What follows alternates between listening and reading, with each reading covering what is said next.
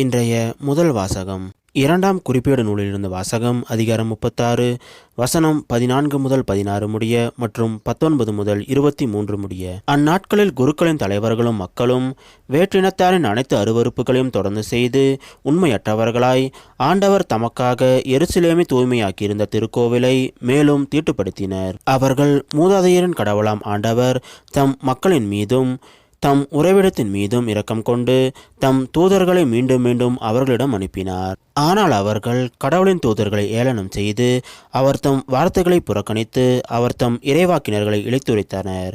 ஆதலால் அவர்கள் தப்ப முடியாத அளவுக்கு ஆண்டவரது சினம் அவர்கள் மேல் கனன்றெழுந்தது. கடவுளின் இல்லத்தை அவர்கள் எரித்து எருசலேமின் மதில்களை தகர்த்தனர். அங்கிருந்த அனைத்து அரண்மனைகளையும் தீக்கிரையாக்கி விலை உயர்ந்த பொருட்கள் அனைத்தையும் அளித்தனர். மேலும் அவன் வாளுக்கு தப்பியவர்களை பாபிலோனுக்கு நாடு கடத்தினான். பாரசீக அரசு எழும்பும் வரை அங்கே அவர்கள் அவனுக்கும் அவன் புதல்வர்களுக்கும் அடிமைகளாக இருந்தனர். நாடு ஓய்வு நாட்களை கடைபிடிக்காததால் 70 ஆண்டுகள் பாழாய் கிடைக்கும் என்று எரேமியா உரைத்த ஆண்டவரின் வாய்மொழிகள் இவ்வாறு நிறைவேறின. பாரசீக மன்னன் சைரசு ஆட்சியின் முதல் ஆண்டில் எரேமியா உரைத்த ஆண்டவரின் வாய்மொழிகள் நிறைவேறும் வண்ணம் ஆண்டவர் அவனது மனதை தூண்டி எழுப்பினார். எனவே அவன் தனது நாடு முழுவதற்கும் மடல் வரைந்து அறிவித்தது யாதெனில், பாரசீக மன்னனாகிய சைரஸ் எனும் யாம் கூறுவது இதுவே: விண்ணக கடவுளாம் ஆண்டவர் மன்னக அரசுகள் எல்லாவற்றையும் எனக்கு அளித்துள்ளார்.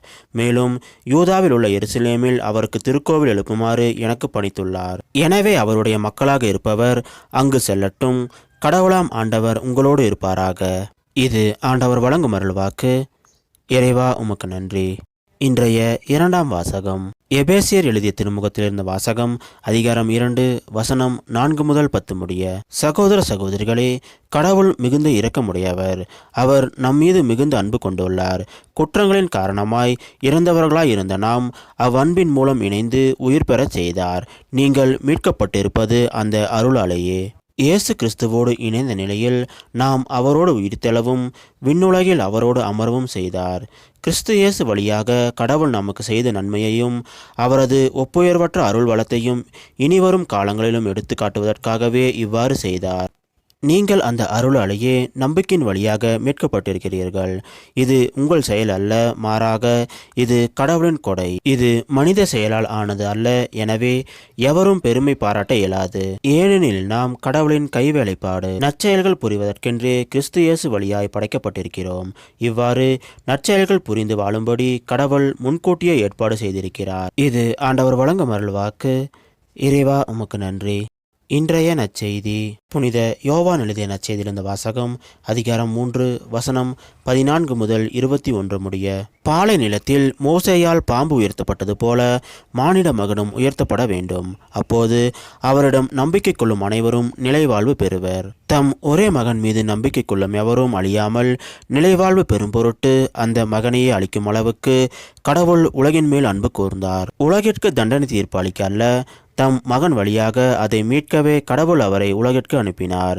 அவர் மீது நம்பிக்கை கொள்வோர் தண்டனை தீர்ப்புக்கு ஆளாவதில்லை. ஆனால் நம்பிக்கை கொள்ளாதோர் ஏற்கனவே தீர்ப்பு பெற்றுவிட்டனர். ஏனெனில் அவர்கள் கடவுளின் ஒரே மகனிடம் நம்பிக்கை கொள்ளவில்லை. ஒளி உலகிற்கு வந்திருந்தும் தம் செயல்கள் தீயனவாய் இருந்ததால் மனிதர் ஒளியை விட இருளையே விரும்பினர். இதில்தான் அவர்களுக்கு எதிரான தண்டனை தீர்ப்பு அடங்கியுள்ளது. தீங்கு செய்யும் அனைவரும் ஒளியை வெறுக்கின்றனர். தங்கள் தீச்செயல்கள் வெளியாகிவிடும் என அஞ்சி அவர்கள் ஒளியிடம் வருவதில்லை. உண்மைக்கேற்ப வாழ்பவர்கள் ஒளியிடம் வருகிறார்கள். இதனால் அவர்கள் செய்யும் அனைத்தையும் கடவுளோடு இணைத்தே செய்கிறார்கள் என்பது வெளியாகும். இது கிறிஸ்து வழங்கும் நற்செய்தி. கிறிஸ்துவே உமக்கு புகழ்.